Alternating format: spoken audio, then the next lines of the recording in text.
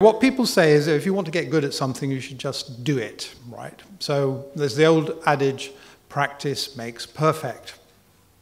And that is true. However, in human experience, there are two things which add to that. And the one is to stand back from time to time and to reflect on what you've been doing and to think about what could improve, what could change, and how things are going. And the second thing that really makes a difference to how we perform is actually sharing with other people and seeing what somebody else has done or telling people what you've done and then learning from the sharing that you do with other people. And it seems to me that this symposium, this conference, is a prime opportunity to do both of those things.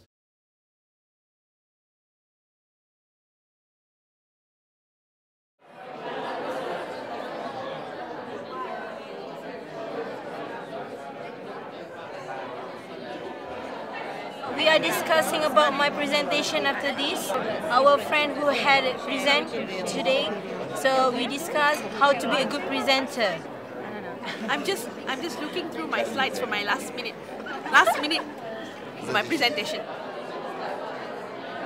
The symposium is basically a gathering of teachers who have done their own form of research in their schools and everything. Be it, like for mine, it's on the classroom. I attended a few earlier where it was about the involvement of parents in school, use of phonics in classes. How do you enhance the use of phonics to teach young learners? We are practicing the classroom. They have the puppets as their mask, so they're there to use the language. I've mentioned earlier when I just started teaching them.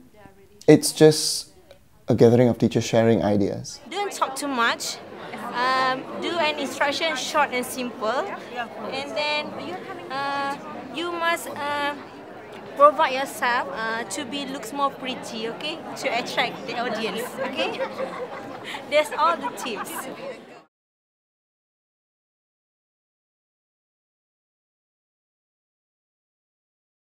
One of the things I remember at the beginning is the children were running around. It was chaos. We didn't know what to do, and I would say, I know what you could do. You could try this idea, and you would say, no, that won't work. And I think, oh, she's been really negative. But then when I went back to see you the next time, you'd taken a little bit of the idea and then made it something completely different, which I would never have thought of. Yep. And it worked with the class, and that's how it went on. I would say, oh, you could try it, and you would sit there and think and reflect and then say, no, that won't work. But I know what will, and that's how it's gone on. So, because I'm stubborn. Yeah, absolutely. Yeah.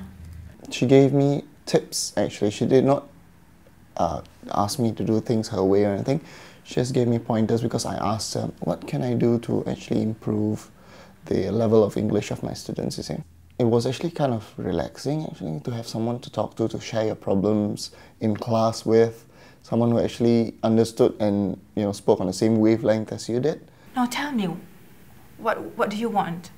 Do you want to be like this, or you want to have like this? You just jot down, and then we talk about it. And then finally we choose. Okay, I would like to do this, or why not you do? And it means here she's not supervised. That's why I said we are using the term mentor. Everybody sort of thinks about what they're doing to a greater or lesser extent, and particularly when something's going not quite right, you sort of puzzle away. What am I going to do with that? But I suppose when you start to think about reflective practice, it sort of formalises some of that, and some of that thinking becomes a bit more systematic, and it becomes a bit more transparent, and it also becomes shared. And because you've got mentors and mentees, you've got conversations going on. There are 31. There were 34, weren't there? 34? Yeah, there were 34. And only like less than 5 of them would sit and listen. Yes, sit and listen and actually doing something. Even with 2 experienced teachers in the room, we couldn't do it.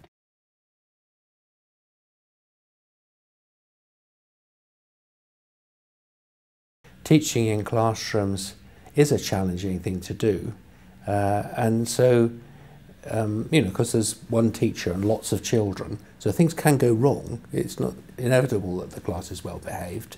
And so teachers are risk averse. And so unless they're feeling in control of the process and feel it, they can manage it in a sensible way and they can move it forward, they will tend to be risk averse. And that will take you back to you know, teachers standing at the front, controlling the knowledge, telling the children, delivering their curriculum, but that will not produce the kind of creative, you know, critical thinking, problem solving learners that the blueprint is setting out and aspiring to. So if the Malaysian education system wants to develop as stated, it's going to have to find ways of working through its teachers. A lot of teachers have a lot of ideas, they have creative ideas, but they don't want people to think that they are show-offs. They are too humble, so I feel that they should be brave enough to just show what they have, do what they think would be fun for the children and for themselves. That's what I mean by being brave, to have professional courage, to try out things that they have in their mind.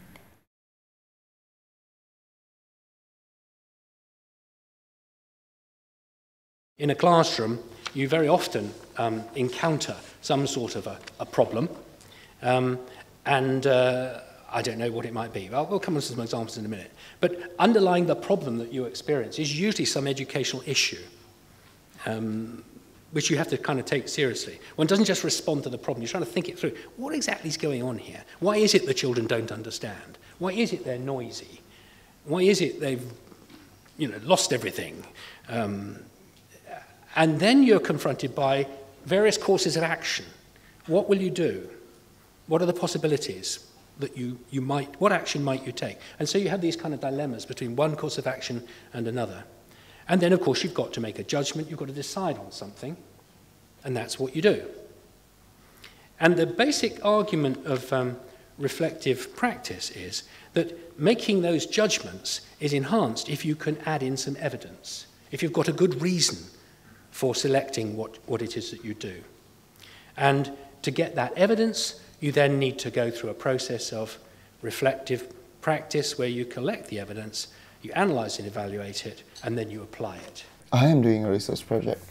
It's about conducive, language-rich environment and its impact on a classroom, whereby how a student can speak or learn the language better in an environment which is full of the targeted language. In my case, it's English.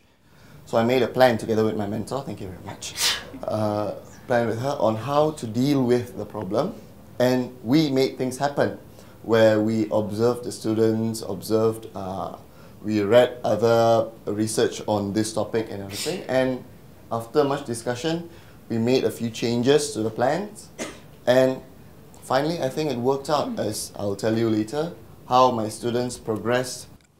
I would like you to, based on the picture you have in front of you, plan an environment. How do you make it a language-rich environment? And the puppets maybe, their projects and little descriptions and movements of the animals.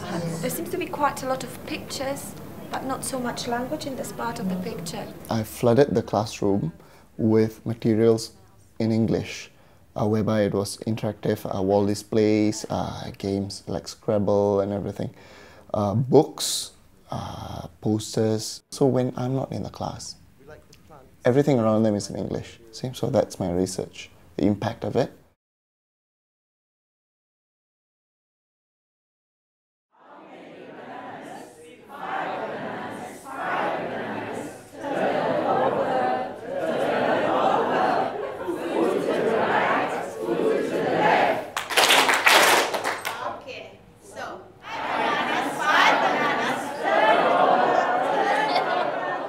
To me, I think it's a really good thing that this symposium is being done, because I don't think it's going to stop right here. say teachers who have attended other slots, they're going to go back to their own respective schools and they're going to spread the word. So they're going to use it in their classes. After we listen to all the slots in the symposium there, we will discuss about the feedback, the responses, and then about the strategies that they have made out during the presentation, yes. Of course, we are chatting about something else. They just start to see what other people are doing, and that's all they need.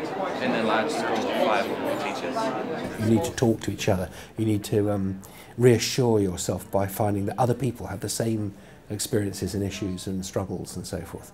And so people can kind of get that kind of confidence by talking to each other. So that's one important thing. The other thing that can happen, of course, is that the quality of their thinking can be challenged and extended and built upon by learning from other people. So the fact that everybody's attending other sessions, they say, oh, that's what they did, I'll give that a try. My teachers, they are more confident to speak in public with fully English language. Previously, when they want to speak English in front of people, in front of public, even though they are English optionists, but they are still have a little bit, some sort of fear of the audience or something like that. But now they are full confidence.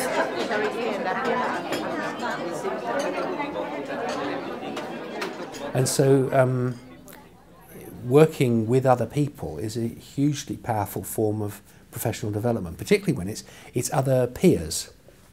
Yeah, it's not a kind of somebody coming in telling them what to do. They're being trusted. They're being treated as grown-ups after all. And so there is a kind of building going on, which is exactly, I think, what's needed. So this is a very excellent thing to see.